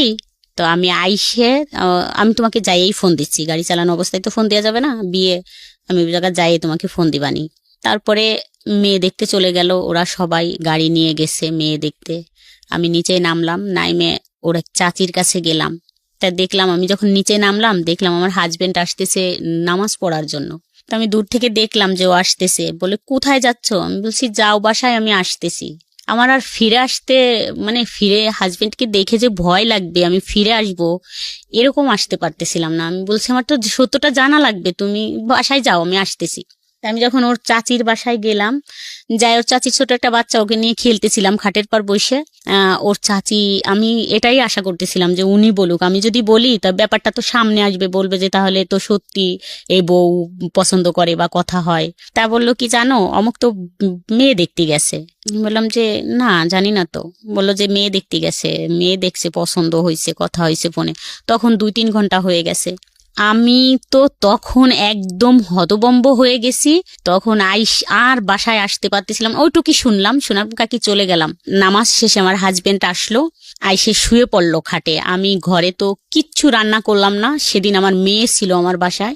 তো আমি বললাম যে আমি তো তোমার নানু বাড়ি যাব, আমার দরকার, তো আমি চলে গেলাম।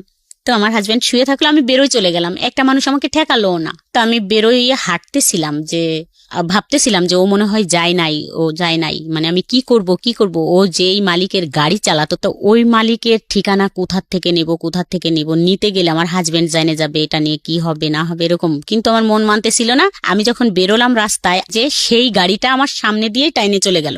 তা আমি খুব খেয়াল করলাম, দেখলাম অন্য একটা ছেলে, ও নাই।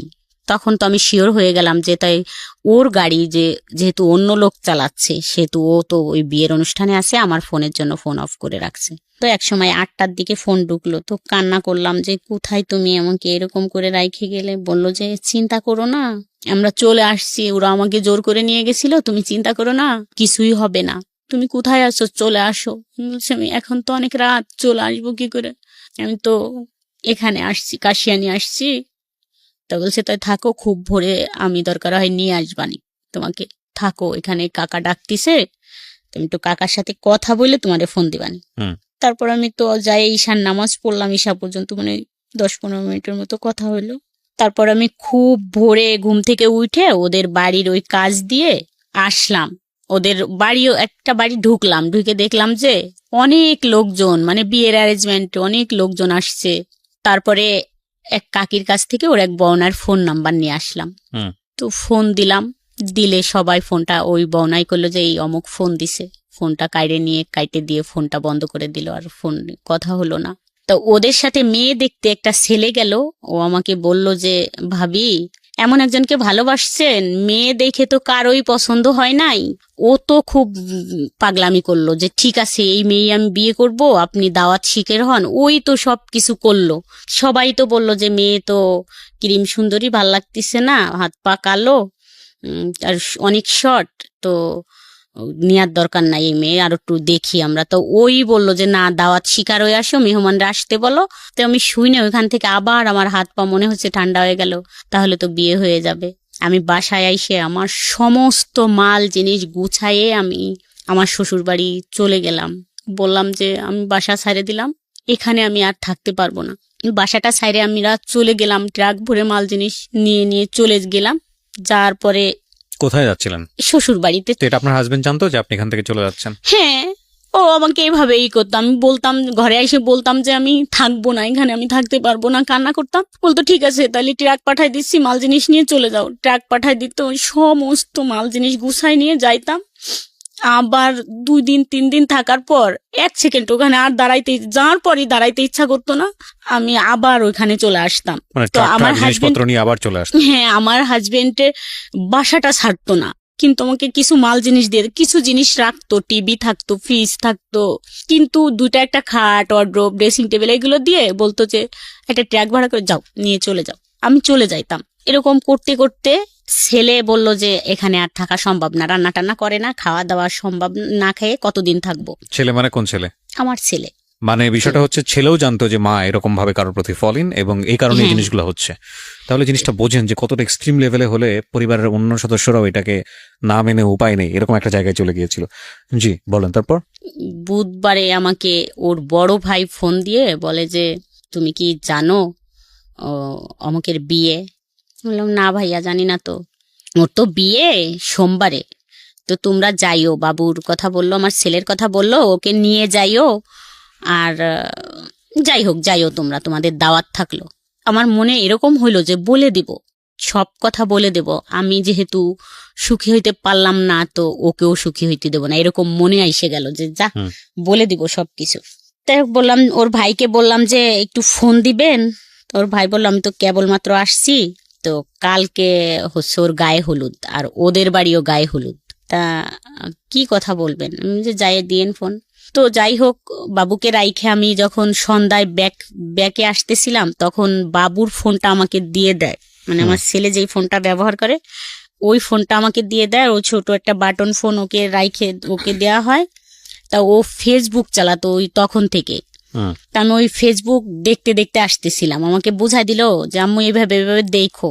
তো দেখতে দেখতে আসতে আসতে তখন আমি একটা লেখা পড়লাম যে অধিকার কেউ কাউকে দেয় না, আদায় করে নিতে হয়। কোথায় বললেন? বাসের মধ্যে? হ্যাঁ, বাসের ভিতর এই লেখাটা আমি পড়লাম যে অধিকার কাউকে দেয় না কেউ, কিন্তু আদায় করে নিতে হয়। তখন আমার একটা হইলো যে তাহলে আমার অধিকার আমি আদায় করেই নিব। আবার আর একটা হয়ে গেল, মাথার ভিতর ঢুকলো যে একই তো আমি সুখী হইতে দেব না, বলে দিব, আমি এই সব কথা বলবো ওদের, এই জন্য যাতে ও বিয়ের পর কোনোদিন আমাকে ফোন না দিতে পারে। এটা একটা ছিল, আমার পয়েন্ট ছিল যে ও যাতে কোনোদিন আমাকে হ্যালো না বলতে পারে। আর দ্বিতীয়ত অধিকার তো দেবে না, অধিকার আদায় করে নিব, এতে যদি আমার অধিকারটা ফিরে আসবে। তো আমি এসে রাত 11টার দিক ওদের বাড়ির ওইখানে নাইমে দেখি যে গানের শব্দে কান ঝালাপালা।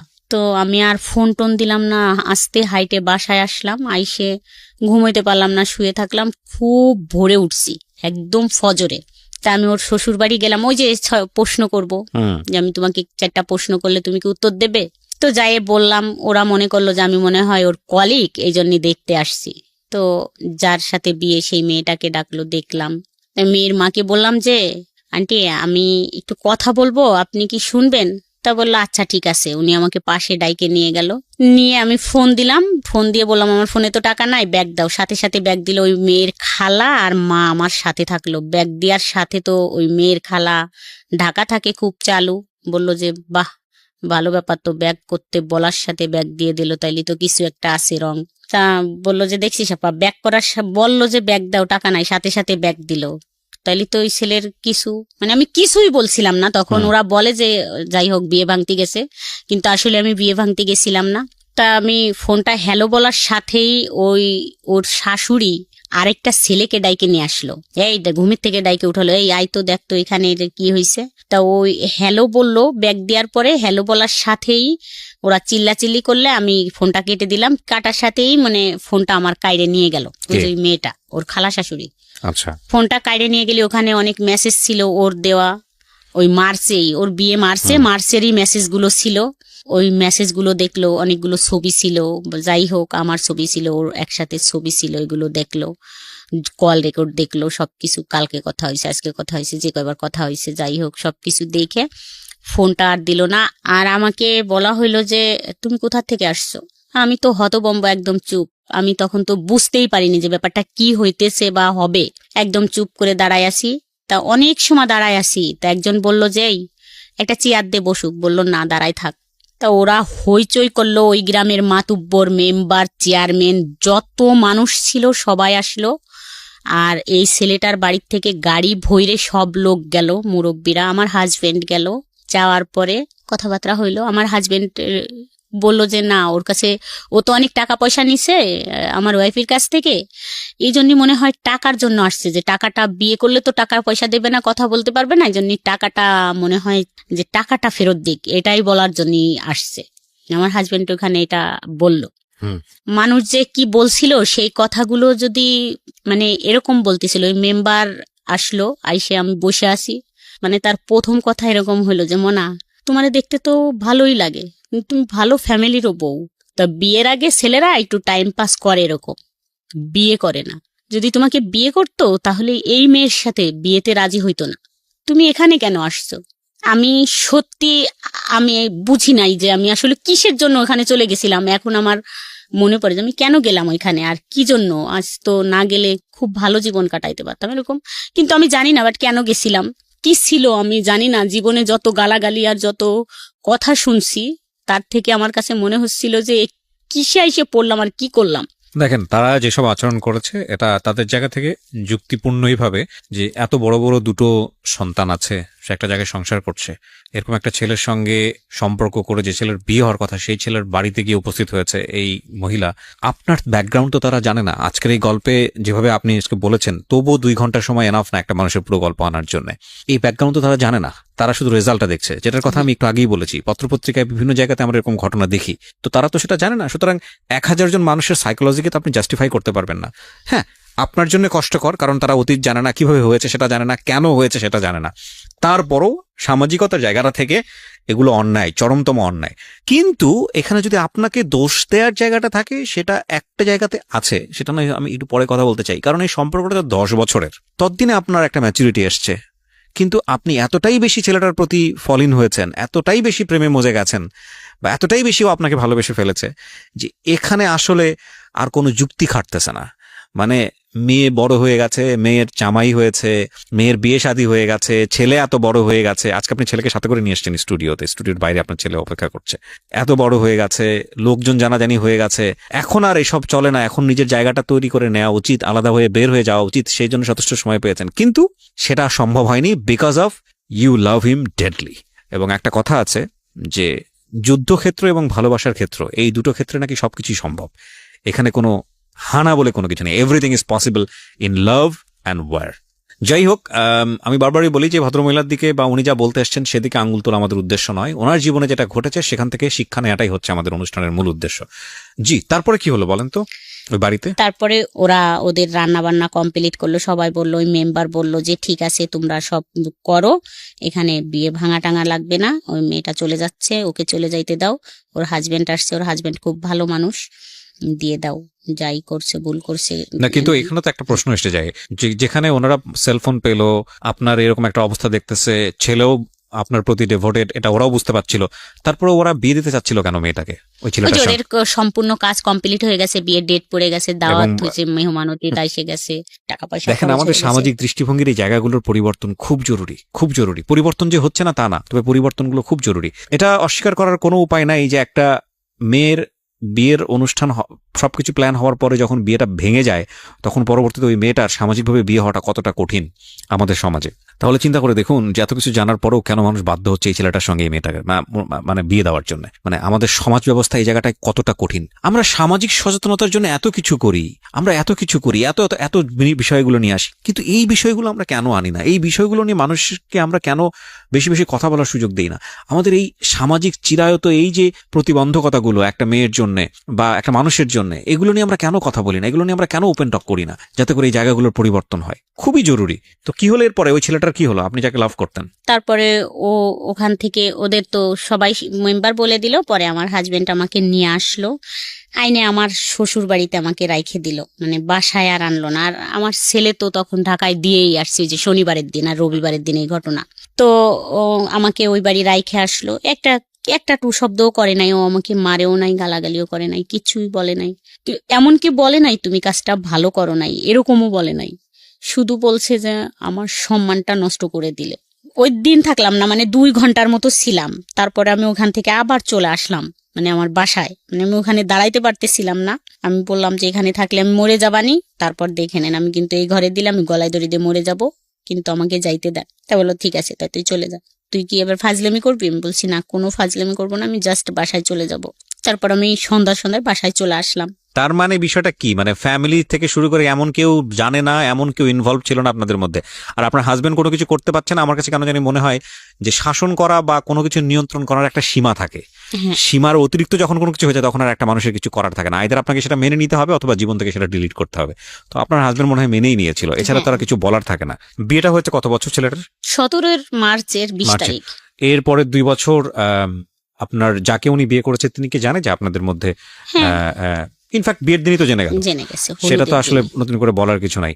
এখন আপনি কোথায় থাকেন? ওই এরকম ডিস্টেন্সে আছেন নাকি অন্য কোথাও শিফট হয়ে গেছেন? আগের জায়গাতেই আছেন নাকি শিফট হয়ে গেছেন? এখানে না, আগের জায়গাতেই আছি। মানে সেই বাসাটা ছেড়ে দিছি আমরা, ওদের বাড়ির পাশে এই বাসাটা। আমি কিন্তু অনেক সিম মানে চেঞ্জ করছি, সিম চেঞ্জ করে ফেলতাম। ও বাসায় আইসে এরকম করে মানে নাম্বার নিয়ে যাইতো।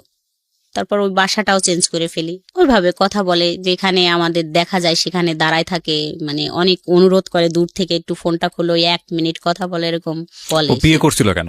এখন এইটা বিয়ে করছে তার বাবা মা দিছে, মানে ফ্যামিলির থেকে দিছে। তার ফ্যামিলি তো আপনাকেও এক অর্থে অ্যাকসেপ্ট করেছিলই। হ্যাঁ। তারপরে আপনি যেহেতু সংসারে হ্যাপি ছিলেন না, তো আপনি চাইলে ডিভোর্স দিয়ে আপনি ওকে বিয়ে করতে পারতেন। ওর সংসারের দিক থেকেও একটা ধরনের সাপোর্ট ছিল, তো আপনারা বিয়েটা করেননি কেন? ও যে বললে সে ভুল হয়ে গেছে, ভুলটা কেন হয়েছে? এটা তো জানি না যে কেন করছে। ওর ফ্যামিলির থেকে এখন বলে যে আমাকে জোর করে বিয়ে দিয়েছে আমার ফ্যামিলির থেকে। আসলে কি আপনার মনে হয় এটা ওর ফ্যামিলি সেটা করতে পারে? কারণ আপনি তো ফ্যামিলিতে যাওয়া আসা ছিল আপনার। ফ্যামিলির থেকে না। আপনি আপনার বয়স কত বলছিলেন শুরুতে? 34। আমি একটা কথা আপনাকে বলি, মানে আপনার বয়সের জায়গা থেকে, অভিজ্ঞতার জায়গাটা থেকে, আমি আমার নিজের জায়গা থেকে যতটুকু বুঝেছি, প্রথমত আপনার পক্ষে কিছু বলি। আপনার পক্ষে আমি বিপক্ষে কিছুই বলিনি এখন পর্যন্ত, পক্ষে কিছু বলি। সেটা হচ্ছে যে প্রত্যেকটা মানুষের জীবনেই প্রেম শাশ্বত, আসবেই।